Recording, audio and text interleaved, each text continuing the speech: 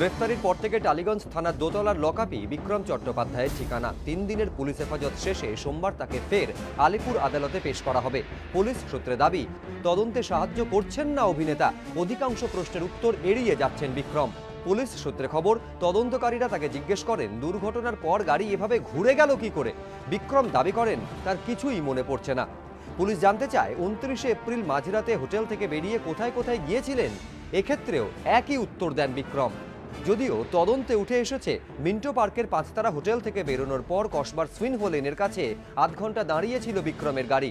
সেখানে মদ্যপান করেন তিনি। তারপর বেসামাল অবস্থাতে গাড়ি নিয়ে রাসবিহারী অ্যাভিনিউয়ের দিকে চলে যান।